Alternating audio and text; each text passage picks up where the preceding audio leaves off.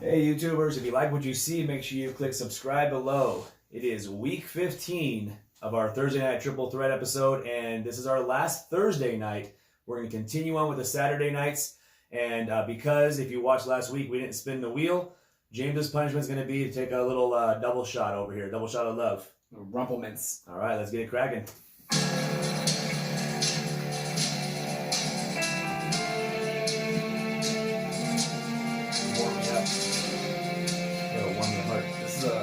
In a world where losing in your fantasy football league isn't an option, this is from me and him. we present to you Every time that they score, we take a shot. And then it means 6 goals, and on the 6 miles, I can't do this anymore. It was way Coming to you live from TCP Studios in Las Vegas, Nevada. Jay Up and James Up are your co-hosts for everything fantasy football related. So sit back, crack a cold one, and enjoy the show.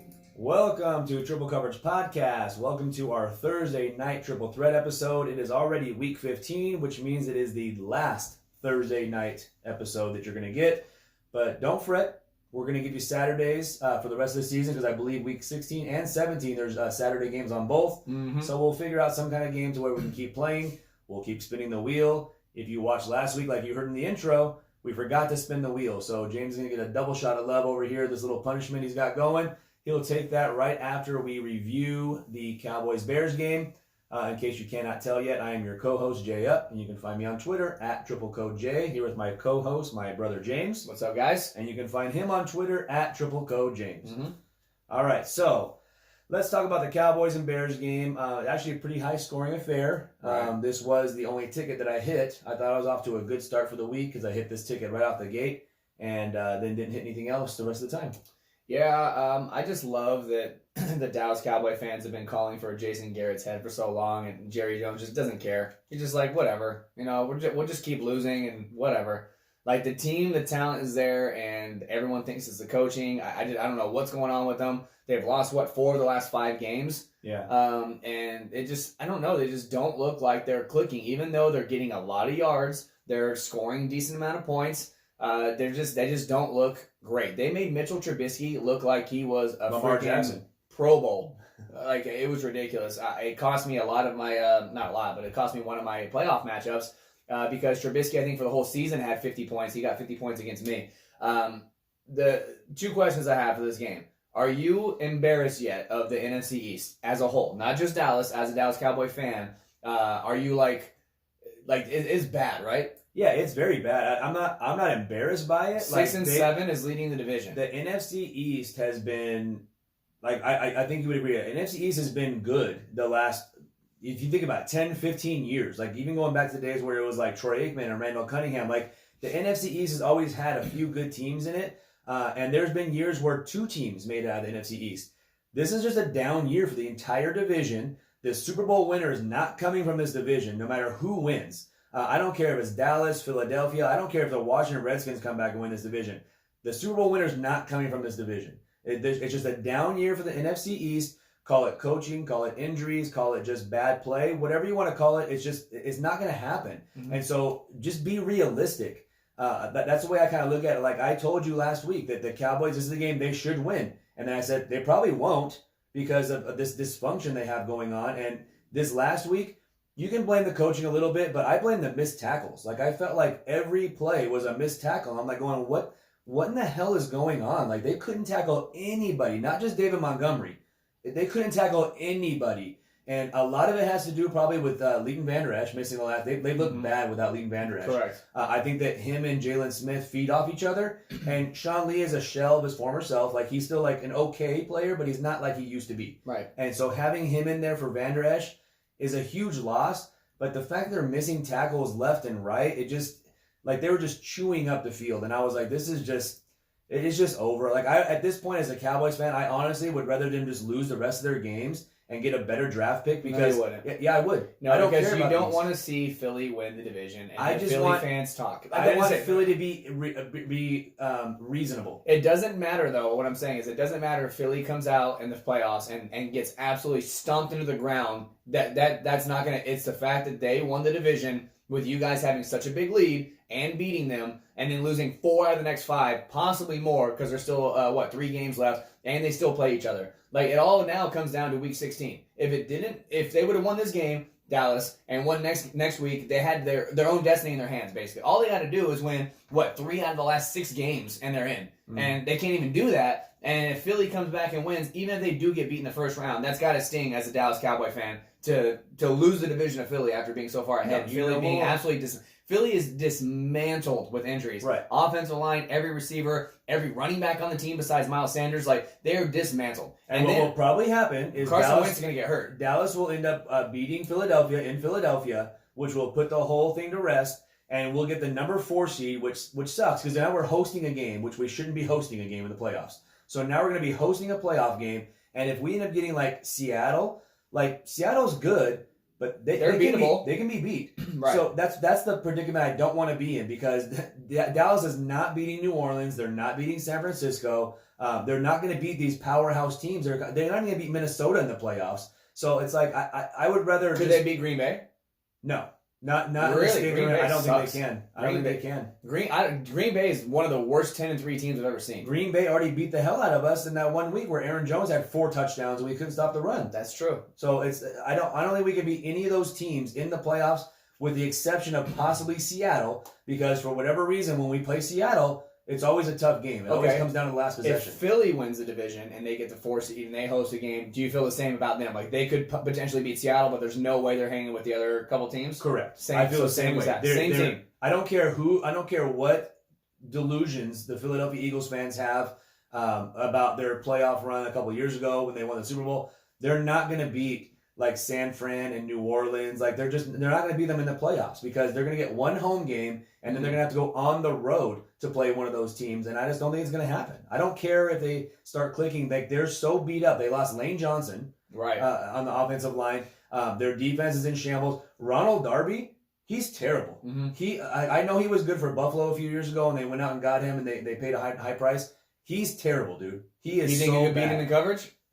Darius Slayton made him look so silly on Monday night. Darius Slayton's been playing very well. I know, but he's a rookie, and he made Darby look like he was on skates. He was a rookie, and Darius Slayton was a 10-year vet. That's what it looked like. He made him look like he was on Monday skates. night. I was like, it was embarrassing on that part of it. But. Okay. The other question I had was, who do you trust more going forward in a dynasty league, Michael Gallup or Amari Cooper? Obviously, the price tags are extremely different. Who would you feel better with? I trust Cooper more. Okay. But I think Gallup for the price is a great buy.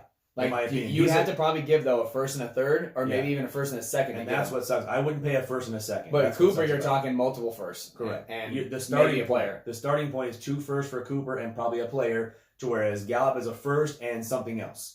Depending on what he's been playing out of his mind. 6 catches, 109 yards again for Gallup. Because he's a solid number 2. Like, when Cooper is hurt, he's non-existent because he's getting the number 1 coverage. Right. And he's just not good enough to beat that number 1 coverage. But he's a solid number 2 receiver. I like where they're going with this, and that's why in the draft, if we end up getting a better pick, there's a few different spots they could go to, but like, it would be like to get depth. Like, they should go defense in the first round, unquestioned. But they have their offensive line.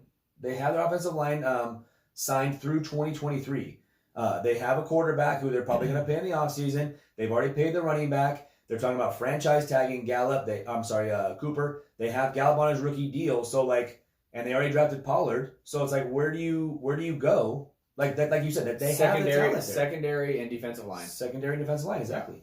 Okay, I agree. Anything else you want to add to the Dallas Chicago Bears? Chicago Bears win 31-24. No, keep rolling with Allen Robinson. I think that just because of sheer volume alone, that he's giving you top 20, maybe even top 15 wide receiver stats. I gotta say, I love David Montgomery getting 20 touches, 20 carries. Like, the guy is gonna do well if you get the ball in his hands. This spotty BS was giving him 7 carries one week, and then the next week 23. Like, just figure it out. Give the guy the ball early and often. Let him wear down the defense and let him get involved. To me, he's like a Derrick Henry type where he needs the ball and needs a lot of touches. He's not a guy that's going to do well with 12 touches. He's just not. He needs to get at least 17 to 25 touches every single game, whether that's through the air, whether it's carries. He needs to get the ball more. And the offensive line for Chicago is just okay, but it takes a little bit of pressure off Trubisky because Trubisky looked like a damn superstar this week, and it's because David Montgomery was running well, and Dallas' defense was missing tackles left and right. Yeah, but I'm still not a huge fan of Montgomery because it's kind of like what we talked about in the offseason before he even got drafted, was that he breaks tackles, but he has no burst. He just looks very, I don't know, like sometimes it looks like plodding. Like he's not ever gonna punch it in the secondary and like get you that long breakout touchdown. Though, he is just a rookie, so that might come. Like right now, it's more about vision, picking up the blocks, like picking his spots and getting to know his offensive line and their tendencies. So I'm not ready to write him off yet and say that he's not going to be a top 12 guy in the future. Yeah, I'm just not willing to pay the price.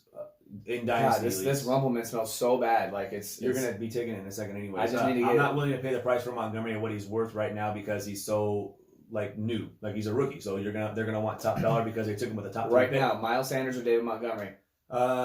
Moving forward for their career in dynasty, fantasy football. We're talking obviously. I still like Sanders. No, you were wrong. All right. Anything else you want to add to this game? No, I'm good. Yeah. So that's a wrap for the Thursday night. I'm pretty sure I lost Thursday because of Trubisky. Correct?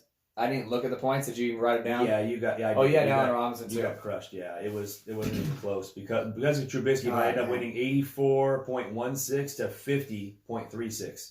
David Montgomery only got you 7.6 points. Yeah. Cheers. 7.6. He had 86 yards rushing. He had a fumble. Yes. Son of a bitch. God dang, like my stomach's starting to turn already just smelling this because it's all peppermint. If you ever had Rumple Mints before, 50% alcohol, 100 proof. Bottoms up. I only chose it because it's a holidays and peppermint holidays. So cheers. You sure got a little hot chocolate in there, or a little chocolate milk. Chocolate milk and Rumple Mints would have been a good one. That'd have been wow. Yeah. Wild hot. Breathing fire. Hot fire. You ready to move on, Dylon? No, I thought I was going to be able to get the whole double shot down in one gulp, and it did not go down very easily. Yeah, but now you're going to spit hot fire the rest of the time. Gave me goosebumps. Woo! I'm warm now these holidays. Oh my God, make my eyes water.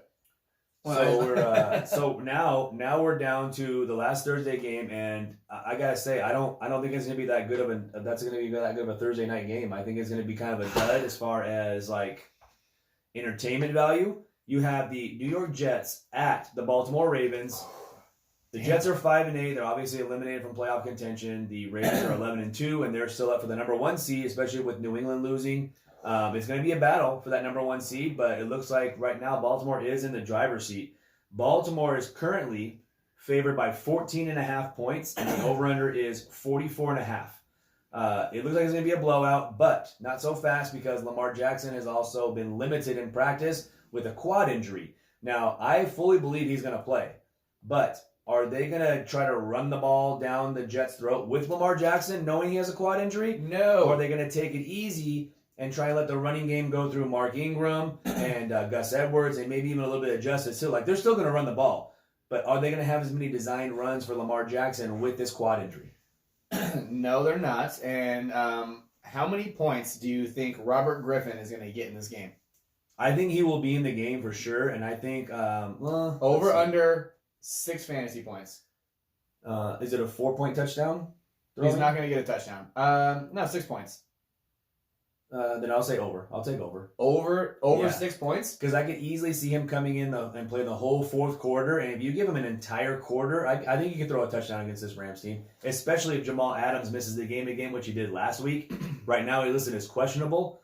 But they're a different defense without Jamal Adams. Put it on the wall. I'll say under 6. Okay. For Robert Griffin. I don't know. I don't think they're going to blow him out as much as the line shows here. I don't think so either. That's a lot. But a few things that I did write down, and it's all defensive based. But listen to these stats, Jay. Yeah. Baltimore first. I'm sorry. This is offensive. Baltimore is first in the league, scoring 33 points a game. The New York Jets 29th. Okay. Offensively, the Jets. Hang on a second. I must have wrote down offense and defense together because there's no damn way that the Jets are second, 417 yards. So go ahead and talk for a second. Let me get this straightened out. Yeah, I'll give you some stats actually really quick here as far as good matchups and bad matchups. Tight end is a position you're going to want to stay away from altogether in this because Mark Andrews is banged up, okay? And you saw Nick Boyle come in and he ran a majority of the plays. He was in for a majority of the plays once Andrews got hurt, but Hayden Hurst ran more routes. But right now, the Jets give up the second least fantasy points to the tight end position, and Baltimore gives up the least amount of points to the tight end position, and Ryan Griffin got banged up. Yes. So this is a position I want to completely avoid. Just to piggyback on top of that with the defense, Buffalo is actually giving up the third least fantasy points to the wide receiver position. I'm sorry, did I say Buffalo? You did. Baltimore. And then also Baltimore is giving up the second least fantasy points to the quarterback position. So I'm not a big fan of Sam Darnold. Okay, so I got it straightened out. It is offense. I just flip-flopped the two teams for some reason. So Baltimore first in points scored against the Jets, who's 29th. Total yards gained. Baltimore second in the league at 417 yards. New York Jets, Jay, 31st in the league. Passing yards, though, Baltimore is 30th in the league in passing yards with Lamar Jackson at 215 yards a game. The Jets are 28th. They actually have more passing yards a game than Lamar Jackson does at 219 yards a game. And then the rushing, obviously Baltimore, number one, 201 yards per game. They're on the ground. And the Jets, 31st. So the Jets, 29th, 31st, 28th, 31st. That offense is obviously sputtering. Not having Le'Veon Bell last week, it didn't really matter because even with Le'Veon Bell, they're not doing much. But both teams, Jay, are very good against the run. The Jets are second in the NFL on run defense. Baltimore is sixth. So 2 top 6 defenses against a run.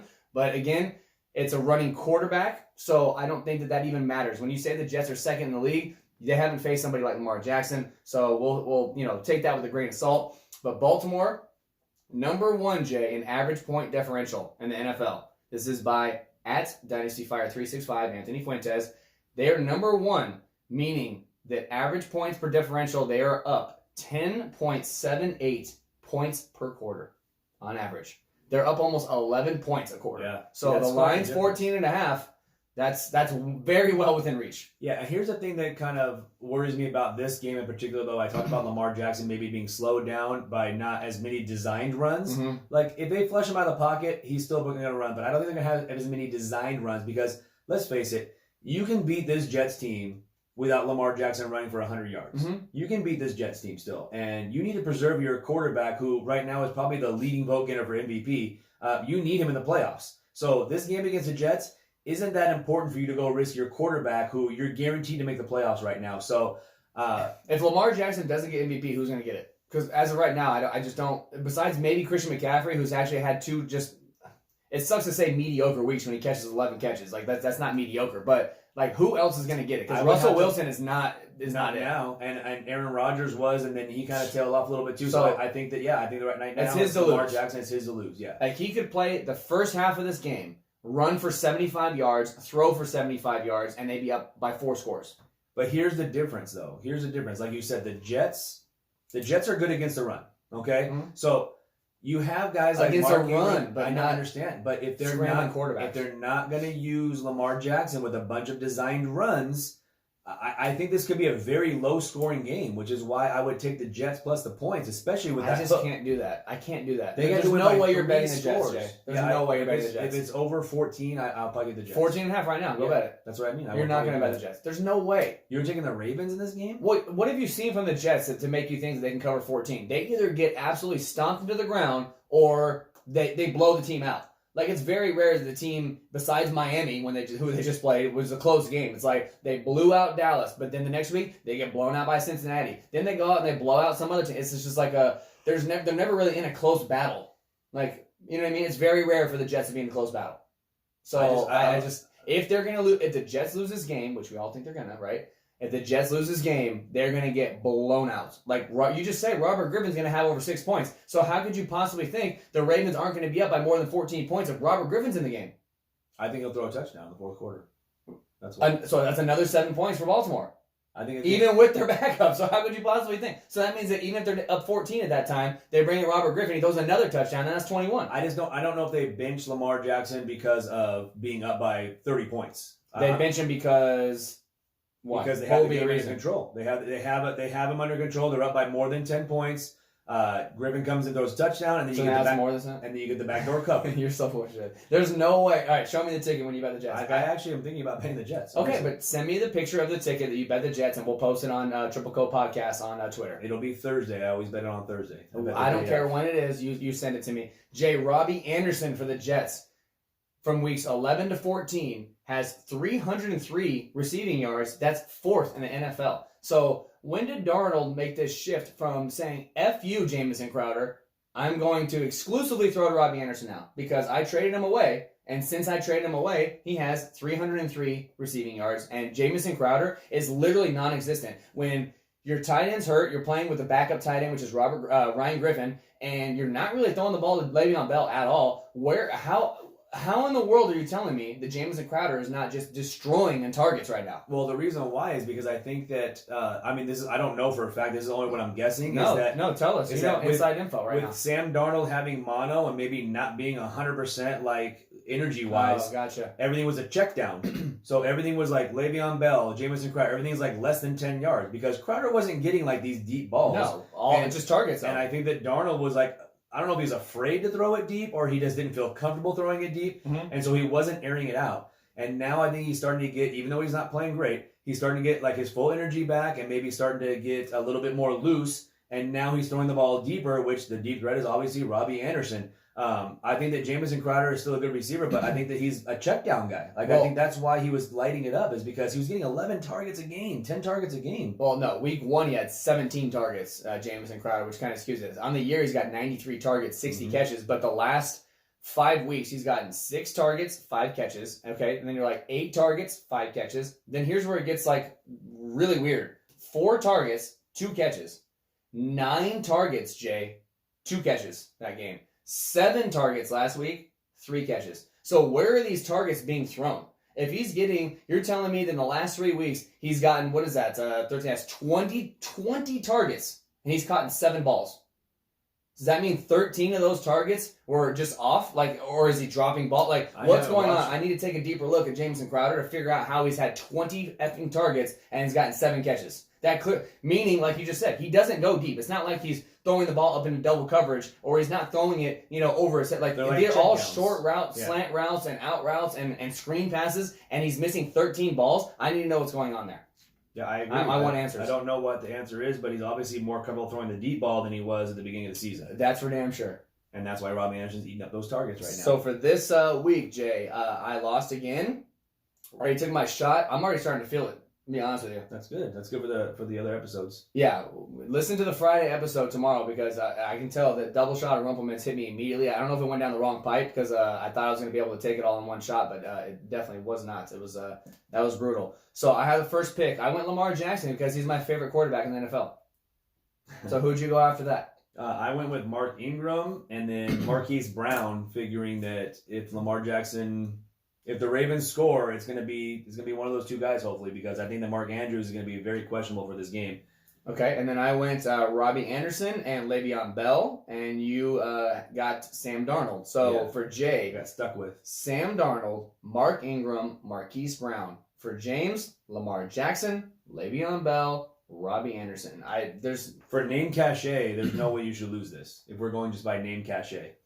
If we're going by name cachet, I should win by double. Bell, Robbie Anderson. That's. How about if I double you up? You got to take 4 shots.